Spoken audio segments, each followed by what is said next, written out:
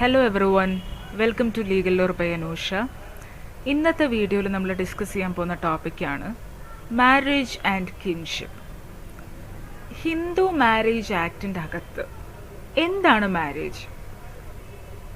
ഇവിടെ പറയുന്നത് മാരേജ് എന്ന് പറയുന്നത് ഒരു ലീഗൽ എഗ്രിമെൻ്റ് മാത്രമല്ല, അത് ഒരു പവിത്രമായ ഒരു ബന്ധമാണ്. അത് ഹിന്ദു മാരേജ് ആക്ടിൻ്റെ അകത്താവുമ്പോൾ അത് റിലീജിയസ് ആണ്. അതായത് രണ്ട് ഹിന്ദുസ് തമ്മിലുള്ള മാരേജിനെ പറ്റിയിട്ടാണ് ഹിന്ദു മാരേജ് ആക്ടിൻ്റെ അകത്ത് പറയുന്നത്. ഇത് കുറേ റിലീജിയസ് ആയിട്ടുള്ള കുറേ ഡ്യൂട്ടീസ് ഒന്നിച്ച് ചെയ്യാൻ വേണ്ടിയിട്ടും കുട്ടികളെ ഉണ്ടാക്കാനും അതുപോലെ ഒരു കുടുംബം നിലനിർത്തിക്കൊണ്ടു പോവാനും ജീവിത അവസാനം വരെ ആ ഒരു പാർട്ട്ണർഷിപ്പിൻ്റെ ആ ഒരു കണ്ടിന്യൂവേഷൻ അല്ലെങ്കിൽ ആ ഒരു പാർട്ട്ണർഷിപ്പ് തുടർന്ന് കൊണ്ടുപോകാനും വേണ്ടിയിട്ടാണ് മാരേജ് എന്ന് പറയുന്നത് എന്നാണ് ഹിന്ദു മാരേജ് ആക്ടിൻ്റെ അകത്ത് പറയുന്നത്. നെക്സ്റ്റ് പറയുന്നത് എന്തൊക്കെയാണ് ഹിന്ദു മാരേജസിൻ്റെ ടൈപ്സ്. ഇതിൽ നമ്മൾ പറയാൻ പോകുന്ന ആദ്യത്തെ 4 മാത്രമാണ് ആക്ട് അപ്രൂവ് ചെയ്തിട്ടുള്ളത്. ബാക്കിയെല്ലാം തന്നെ ആൻഷ്യൻ്റ് ടെക്സ്റ്റുകളിൽ ടൈപ്സ് എന്ന് പറയുന്നതിൽ കൊടുത്തിട്ട് മാത്രമുള്ളതാണ്. ആദ്യം പറയുന്നത് ബ്രഹ്മ മാരേജ് ആണ്. ബ്രഹ്മ മാരേജ് എന്ന് പറയുന്നത് ഒരു നല്ലൊരു യുവാവിനെ കണ്ടുപിടിച്ച് ഒരു പെൺകുട്ടിയെ അയാൾക്ക് കല്യാണം കഴിച്ചു കൊടുക്കുന്നതിനെയാണ് ബ്രഹ്മ മാരേജ് എന്ന് പറയുക. ഇതിന് ഇൻ റിട്ടേൺ ആയിട്ട് ഡൗറിയോ അങ്ങനെയുള്ള കാര്യങ്ങളൊന്നും തന്നെ ഇവിടെ എക്സ്പെക്റ്റ് ചെയ്യുന്നില്ല എന്നതാണ് ബ്രഹ്മ മാരേജിൻ്റെ ഒരു പ്രത്യേകത. നെക്സ്റ്റ് പറയുന്നത് ദൈവ മാരേജ്. ദൈവ മാരേജ് എന്ന് പറയുന്നത് ഒരു മതപരമായിട്ടുള്ള പരിപാടി, അതിൻ്റെ ഇടയിൽ വെച്ച് ഈ പെൺകുട്ടിയെ കല്യാണം കഴിപ്പിച്ച് കൊടുക്കുകയാണ്. അതിനാണ് ദൈവ മാരേജ് എന്ന് പറയുന്നത്. നെക്സ്റ്റ് പറയുന്നത് ആർഷ മാരേജ്. ആർഷ മാരേജ് എന്ന് പറയുന്നത് ബാർട്ടർ സിസ്റ്റം പോലെയാണ്. അതായത് ഒരു വീട്ടിൽ നിന്ന് നമ്മുടെ വീട്ടിലോട്ട് എന്തെങ്കിലും ഒരു സാധനം തരുവാണെങ്കിൽ പകരമായിട്ട് നമ്മൾ നമ്മുടെ വീട്ടിലെ പെൺകുട്ടിയെ ആ വീട്ടിലോട്ട് കല്യാണം കഴിപ്പിച്ച് കൊടുക്കുകയാണ്. അതിനാണ് ആർഷ മാരേജ് എന്ന് പറയുക. 4ാമത് പറയുന്നത് പ്രജപത്യ മാരേജ്.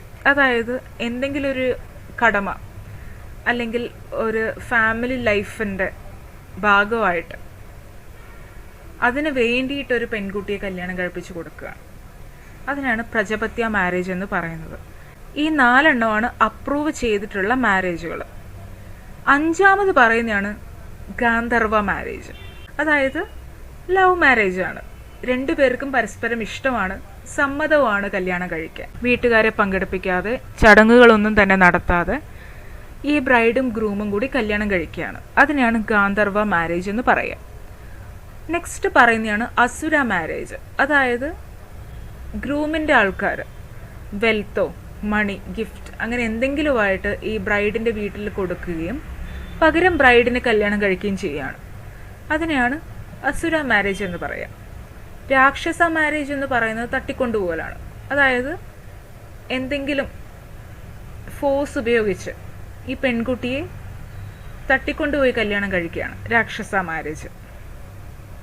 ഇനി ലാസ്റ്റ് പറയുന്നത് പൈശാച മാരേജ്. അതായത് ഒരു പെൺകുട്ടി ഉറങ്ങുകയോ അല്ലെങ്കിൽ മദ്യപിച്ചിരിക്കുകയോ അല്ലെങ്കിൽ മെൻ്റലി അൺസ്റ്റേബിൾ ആയിട്ടുള്ള സാഹചര്യത്തിൽ അവളെ റേപ്പ് ചെയ്യുകയോ അല്ലെങ്കിൽ സെഡ്യൂസ് ചെയ്യുകയോ ചെയ്തുകൊണ്ട് സ്വന്തമാക്കുന്നതിനെയാണ് പൈശാച മാരേജ് എന്ന് പറയുന്നത്.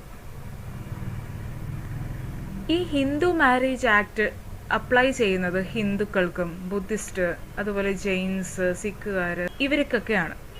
ഹിന്ദുസ് കൂടാതെ ഈ 3 റിലീജിയന് കൂടി ഹിന്ദു മാരേജ് ആക്ട് തന്നെയാണ് അപ്ലൈ ചെയ്യുന്നത്. ഒരു ഹിന്ദു മാരേജ് എന്ന് പറയുന്നത് വാലിഡ് ആവണമെങ്കിൽ കുറേ കണ്ടീഷൻസ് ഉണ്ട്. അതിൽ 1ാമത് പറയുന്നതാണ് ഈ 2 പാർട്ടീസും ഹിന്ദുക്കളാവണം എന്നുള്ളത്. 2ാമത് പറയുന്നത് ഒരു സ്പൗസ് മാത്രമേ ഉണ്ടാകാൻ പാടുള്ളൂ. ഒരു ഭാര്യ ഇരിക്കുമ്പോൾ വേറൊരു കല്യാണം കഴിക്കുകയാണെങ്കിൽ 2ാമത്തെ കല്യാണത്തിലുള്ള ഭാര്യ അവർ തമ്മിലുള്ള മാരേജ് അത് വാലിഡ് അല്ല. ആദ്യത്തെ ഡിവോഴ്സ് ആവാതെ നമുക്ക് വേറൊരു കല്യാണം കഴിക്കാനുള്ള റൈറ്റ് ഇല്ല. 2ാമതൊരു കല്യാണം കഴിക്കുകയാണെങ്കിൽ ആദ്യത്തെ കല്യാണം മാത്രമേ അവിടെ വാലിഡ് ആയിട്ടുണ്ടാവുള്ളൂ. അത് ഡിവോഴ്സ് ആയിട്ട് മാത്രമേ 2ാമതൊരു കല്യാണം കഴിക്കാൻ പാടുള്ളൂ. 3ാമത് പറയുന്നത് മെൻ്റൽ സൗണ്ട്നെസ്. 2 പേരും അൺസൗണ്ട് ആവരുത്. 2 പേർക്കും സൗണ്ട് മൈൻഡ് ഉണ്ടാവണം. നാലാമത് പറയുന്നത് ഏജ്. ആൺകുട്ടിക്ക് 21 വയസ്സും അതുപോലെ പെൺകുട്ടിക്ക് 18 വയസ്സും പൂർത്തിയായിട്ടുണ്ടാവണം. അവർ മേജർ ആയിരിക്കണം. അഞ്ചാമത് പറയുന്നത് നോട്ട് ക്ലോസ്ലി റിലേറ്റഡ്, അതായത് അവർ തമ്മിൽ ബ്ലഡ് റിലേഷനോ അല്ലെങ്കിൽ ഒരു പ്രൊഹിബിറ്റഡ് റിലേഷൻ എന്നൊക്കെ പറഞ്ഞ് നമ്മൾ കുറച്ച് കഴിഞ്ഞ് പഠിക്കും. ഇതിലൊന്നും വരുന്ന ആൾക്കാരാവരുത് കല്യാണം കഴിക്കുന്നത്. അങ്ങനെ അവർ കല്യാണം കഴിക്കുകയാണെങ്കിൽ അതും വാലിഡ് അല്ല. നെക്സ്റ്റ് പറയുന്നത് ഇമ്പോർട്ടൻ്റ് റിച്വൽ, ഒരു വളരെ ഇമ്പോർട്ടൻ്റ് ആയിട്ടുള്ളൊരു ചടങ്ങാണ് സപ്തപതി എന്ന് പറയുന്നത്. അതായത് 7 സ്റ്റെപ്സ്. ഈ വിവാഹത്തിൻ്റെ ചടങ്ങിനിടയിൽ അഗ്നിക്ക് ചുറ്റുമായിട്ട് 7 വട്ടം വലം വയ്ക്കണം ബ്രൈഡും ഗ്രൂമും. അപ്പോൾ മാത്രമേ ഇവരുടെ കല്യാണം പൂർണ്ണമാവുകയുള്ളൂ എന്നൊരു വിശ്വാസം ഹിന്ദു മാരേജ് ആക്ടിൻ്റെ അകത്തുണ്ട്. നെക്സ്റ്റ് പറയുന്നത് കിൻഷിപ്പാണ്. കിൻഷിപ്പ് എന്ന് പറഞ്ഞാൽ ഫാമിലി റിലേഷൻസ് ആണ്. ബ്ലഡ്, മാരേജ്, അഡോപ്ഷൻ, ഇങ്ങനെയുള്ള 3ആയിട്ടാണ് കിൻഷിപ്പിനെ തരംതിരിച്ചിട്ടുള്ളത്. ബ്ലഡ് റിലേഷൻ്റെ അകത്താണ് നമ്മുടെ പാരൻസ് ആയാലും നമ്മുടെ സഹോദരികൾ, സഹോദരന്മാർ, അതുപോലെ കസിൻസ്, ഇവരൊക്കെ നമ്മുടെ ബ്ലഡ് റിലേഷൻ്റെ അകത്ത് വരുന്ന ആൾക്കാരാണ്. മാരേജ് കൊണ്ട് നമുക്ക് വരുന്ന റിലേഷൻ എന്ന് പറയുന്നത് നമ്മുടെ ഇൻലോസുമായിട്ടുള്ള റിലേഷൻസാണ്. അഡോപ്ഷൻ എന്ന് പറയുമ്പോൾ നമ്മളൊരു കുട്ടിയെ അഡോപ്റ്റ് ചെയ്യുകയാണെങ്കിൽ ആ കുട്ടിയുമായിട്ടുള്ള റിലേഷൻ. ഈ 3 കാര്യങ്ങളിൽ, ഈ 3 റിലേഷനിൽ വരുന്ന ആരെയും നമുക്ക് കല്യാണം കഴിക്കാൻ പറ്റില്ല. ഈ കിൻഷിപ്പ് സഹായിക്കുന്നത് നമുക്ക് ആരെയൊക്കെ കല്യാണം കഴിക്കാൻ പറ്റുമെന്നുള്ളത് ഡിസൈഡ് ചെയ്യാനും, അതുപോലെ ആരൊക്കെയാണ് നമ്മുടെ ലീഗൽ ഹെയർസ്, നമ്മളില്ലെങ്കിൽ നമ്മുടെ സ്വത്ത് ആരുടെ അടുത്തോട്ടാണ് ചെന്നെത്തുക എന്നുള്ളത് കണ്ടുപിടിക്കാനുമാണ് ഈ കിൻഷിപ്പ് നമ്മളെ സഹായിക്കുന്നത്. നെക്സ്റ്റ് പറയുന്നത് കിൻഷിപ്പിൻ്റെ കുറച്ച് കൺസെപ്റ്റാണ്. അതിൽ ആദ്യം പറയുന്നത് സബിന്ദ റിലേഷൻഷിപ്പ്, അതായത് ആരാണ് നമ്മുടെ ക്ലോസ് റിലേറ്റീവ്, ആരാണ് നമ്മുടെ ബ്ലഡ് റിലേഷൻ്റെ അകത്ത് വരുന്ന ആൾക്കാർ എന്നാണ് സബിന്ദ റിലേഷൻഷിപ്പിൽ പറയുന്നത്. അതായത് നമ്മൾ പറഞ്ഞു നമ്മുടെ പാരൻസ് ഉണ്ട്, പിന്നെ കസിൻസ് ഉണ്ട്, സിബ്ലിങ്സ് ഉണ്ട് എന്നൊക്കെ പറഞ്ഞു. ഇവരൊക്കെ നമ്മുടെ സബിന്ദ റിലേഷൻഷിപ്പിൻ്റെ അകത്ത് വരുന്നതാണ്. ഇതിൽ നമുക്ക് ആരെങ്കിലും കല്യാണം കഴിക്കാൻ പറ്റൂ എന്ന് പറഞ്ഞു. നേരത്തെ ഞാൻ പറഞ്ഞു ആരെയും കല്യാണം കഴിക്കാൻ പറ്റില്ല എന്ന്. അതിനൊരു എക്സെപ്ഷൻ ഉണ്ട്. അതായത് അമ്മയുടെ സൈഡിൽ നിന്നും ഒരു 3 ജനറേഷൻ വരെയുള്ള ആരെയും നമുക്ക് കല്യാണം കഴിക്കാൻ പറ്റില്ല.